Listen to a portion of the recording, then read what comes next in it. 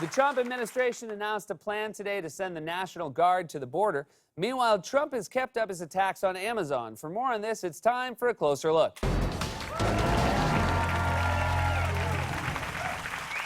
This has been a week of Trump indulging his various obsessions, and one of those obsessions remains our border with Mexico. He's been fuming about a caravan of immigrants heading here through Mexico and claiming that the border is essentially a lawless territory. Hopefully Congress will get their act together and get in and create some very powerful laws like Mexico has and like Canada has and like almost all countries have. We don't have laws. We have catch and release. You catch and then you immediately release. It's like we have no border because we had Obama make changes. President Obama made changes that basically created no border. It's called catch and release. That's right. It's called catch and release, or as Trump used to call it, marriage.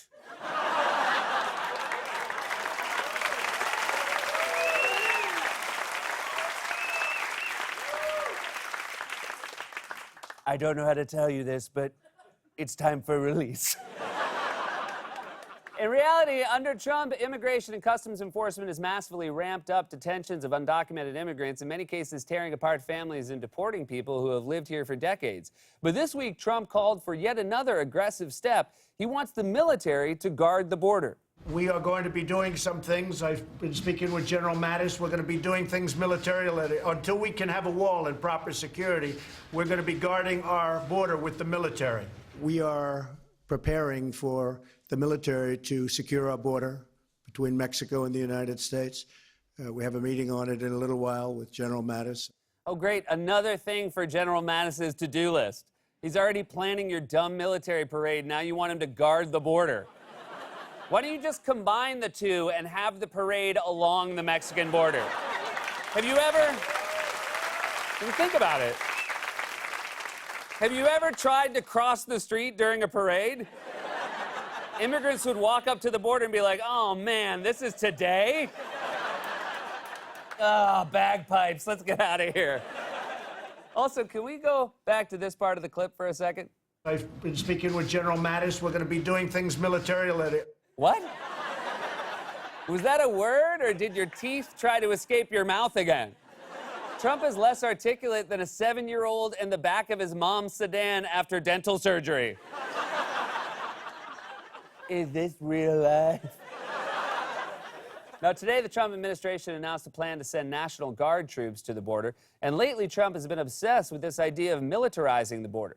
An idea he floated last week when he said the U.S.-Mexico border should be just as fortified as the border between North and South Korea. Look at Korea. We have a border at Korea. We have a wall of soldiers. We don't get paid very much for this, do we? We have, you look at that, nobody comes through. But our own border, we don't take care of it.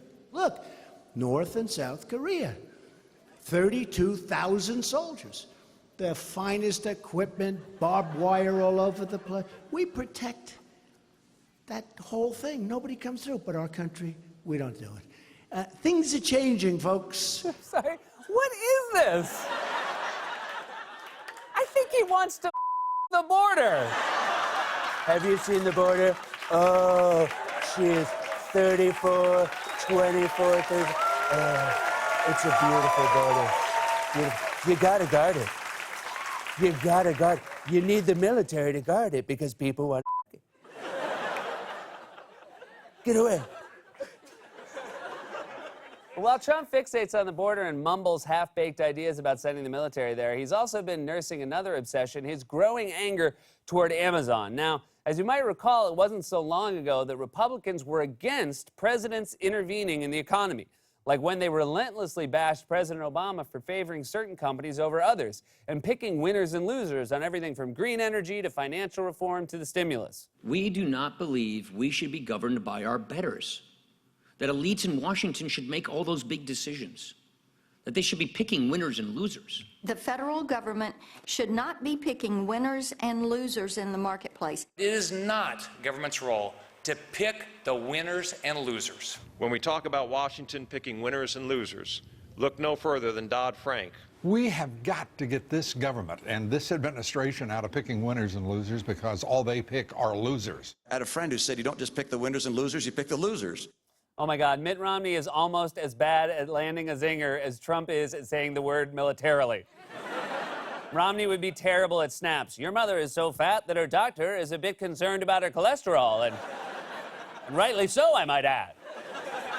Of course, it turned out that just 4 years later, Republicans elected a guy whose favorite two words in the English language are winner and loser. Governor Pence, just come here for a second. This guy is a winner. What a group of losers we have. The great Bobby Knight. He had the last undefeated season in college basketball. He's a winner. They're declaring Marco Rubio the big loser of the night, which is true. Jack Nicklaus, who endorsed me. I love Jack. I love Jack. His record's unbelievable. He won it 4 times. Top 10, 18 times. I mean, this guy is a winner. These people are losers. I said Bill Kristol is a loser. Bill Kristol's a loser. Johnny Damon was a champ. He was a winner. We have a bunch of babies running our country, folks. We have a bunch of losers. They're losers. They're babies. Only Donald Trump could equate babies with losers. Babies, they're losers. They don't own any real estate. They're all virgins. And now Trump has apparently found a new loser to attack, Amazon, the tech behemoth owned by Jeff Bezos. Bezos also owns the Washington Post, which has done a lot of hard-hitting reporting on Trump, and that has apparently irked the president, who has been tweeting obsessively about the company. Trump versus the tech titan. According to Vanity Fair, sources close to the president say he is discussing ways to escalate his attacks on Amazon to further damage the company. You write, and I'm going to quote for everybody here, he's off the hook on this, according to sources that you spoke with. Yeah. It's war. He gets obsessed with something, and now he's obsessed with Bezos. Trump is like, how can I F with him? How can you F with him? I don't know. Do the same thing you did to the rest of the country and run for president of Amazon. That's Trump's only.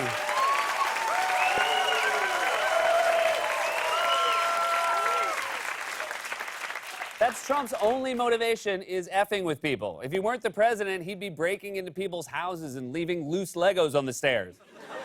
For weeks now, Trump has repeatedly bashed Amazon for supposedly cheating the post office out of lost revenue, which is not true.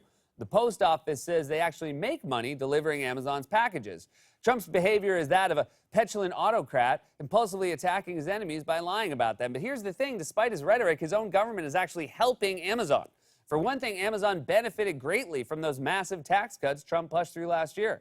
And on top of that, the New Republic reported that under Trump's watch, Amazon secured a change to federal procurement laws that will allow the Defense Department to purchase all commercial items on the Amazon marketplace. I'm sorry, but it's not exactly reassuring that the Pentagon is working with a company that already has its own army of drones and a leader who looks like the ruthless jazz instructor from Whiplash. And let's not forget, this is also the company that makes the Amazon Echo, a product which, according to several real videos posted last month, has started creepily laughing for no reason at all. Amazon Echo users are reporting that Alexa has been letting out a spontaneous and rather creepy laugh, completely unprompted. Imagine that. Some are even saying that they'll hear random chuckles coming out of their Alexa in the dark long after they've gone to bed. Now, just to give you an idea of what it sounds like, take a listen.